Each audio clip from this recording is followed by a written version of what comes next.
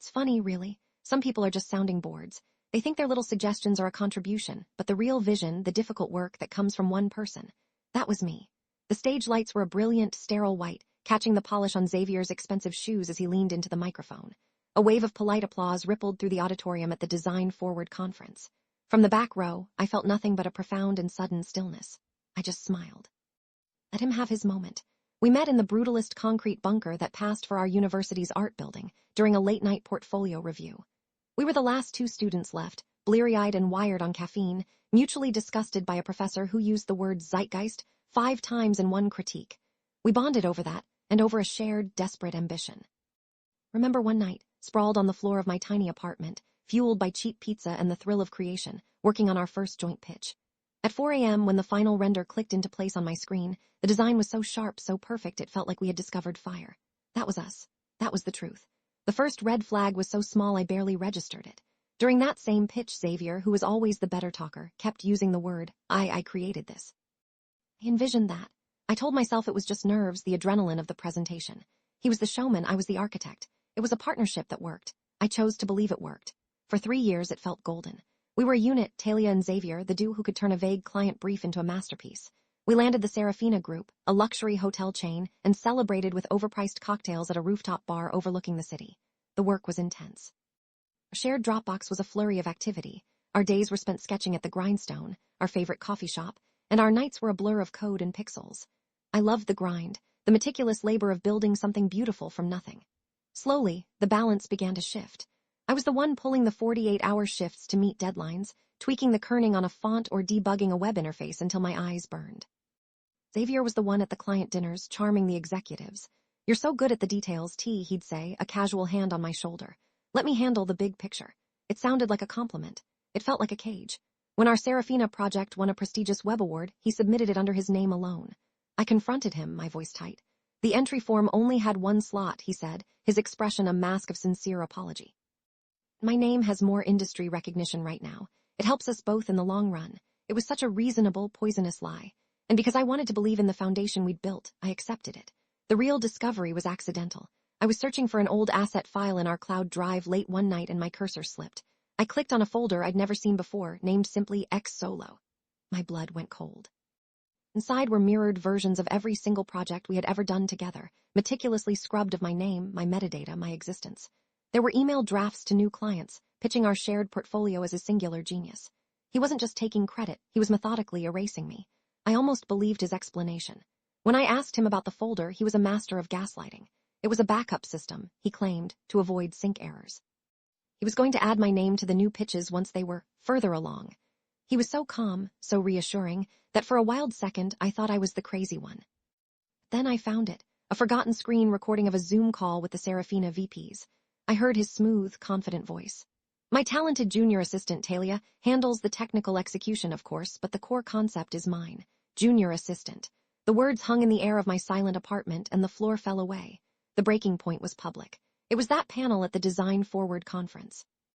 Moderator, a titan of the industry named Veronica Shaw, asked Xavier to describe his creative process for the award-winning Serafina project. He smiled, the picture of a humble visionary. He talked about sleepless nights and singular focus. And then he said it. It's funny, really. Some people are just sounding boards. They think their little suggestions are a contribution, but the real vision, the difficult work that comes from one person. That was me. Takes a singular focus, an auteur, if you will. The applause was like static in my ears. The world narrowed to the smug, confident set of his jaw. In that moment, all the rationalizations, all the second-guessing burned away. All that was left was cold, hard clarity. A plan began to form, not with anger, but with the quiet precision of a blueprint. On the projection screen behind him, he'd put up a slide of what he called his early concept sketches. I recognized one immediately. It was a doodle I'd made on a napkin at the Grindstone months ago. He must have just picked it up off the table after I left. I knew, with sickening certainty, that I still had that napkin, tucked inside an old notebook, a faint coffee ring staining the corner next to the cafe's logo. It was a tiny, insignificant thing. It would be his undoing. My first call was to an intellectual property lawyer, a sharp, no-nonsense woman named Ms. Zaragoza. She listened to my story without interruption, her expression unreadable. When I finished, she simply said, "Good. You have records."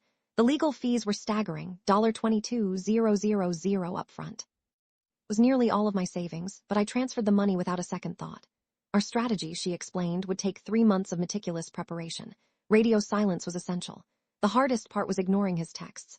A week after the conference, he sent one. "Hey, you've been quiet. Everything okay?" It was a calculated probe, an attempt to gauge my reaction. My fingers hovered over the keyboard, ready to unleash years of fury. But I heard Zaragoza's voice in my head, and I just blocked his number.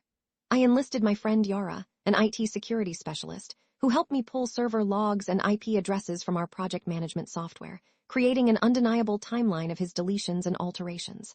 The evidence locker, as I started calling it, grew. There were 7 key pieces. On my original, timestamped Photoshop and Illustrator files, saved to a personal hard drive, all predating the versions in our shared cloud. 2, the file recovery logs showing the exact dates he deleted my user permissions. 3, the IP logs from Yara, proving he was the only one accessing the administrative backend to do it. 4, a sworn affidavit from the owner of the Grindstone, who remembered me as the girl who sketched on their napkins for hours every week. I have the audio file from that damning Zoom call. 6, a collection of emails from our old college professor, praising my unique, cross-hatching digital brush style, the exact style that was the signature of the Serafina design. 7, and the star witness, the coffee-stained napkin itself. Zaragoza's masterstroke was a decoy. She sent Xavier a low-threat cease and desist letter concerning a minor copyright issue on a tiny project from our college days. It was designed to make him feel untouchable. As predicted, he had his lawyer send back a dismissive, arrogant reply that practically dared us to challenge him. He had no idea he was walking straight into a perfectly laid trap. Final confrontation took place not in a courtroom, but in the sterile mahogany and glass boardroom at the Serafina Group's corporate headquarters. It was a formal mediation. On one side of the table sat Xavier and his lawyer, looking bored and confident.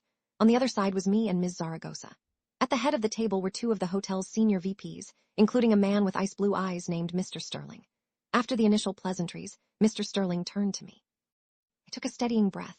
"I'm here to clarify my role in the Serafina project." Xavier actually scoffed. He launched into a condescending monologue about the importance of mentoring young talent, of giving people a platform. He was performing, comfortable in his role as the visionary. Then Ms. Zaragoza began. She spoke in a calm, even tone as she laid out the first wave of evidence. The timestamped files, the deletion logs, the IP addresses. I watched Xavier's bravado curdle into confusion. His lawyer's pen froze mid-scribble.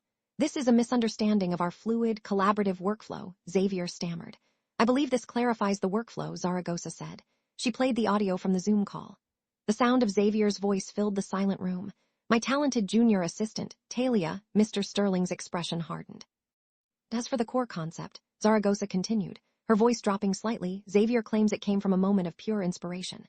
We have the source." She slid a clear plastic sleeve across the polished table. Inside was the coffee-stained napkin, my initial sketch unmistakably visible beside the Grindstone's logo. The silence that followed was absolute. Mr. Sterling looked from the napkin to Xavier, his face a mask of cold fury. All the color drained from Xavier's face.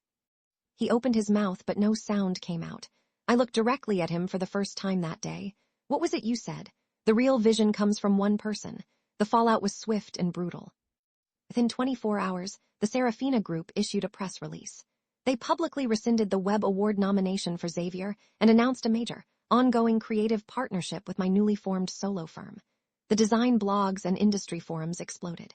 Xavier wasn't just fired, he was vaporized from the professional world he loved so much.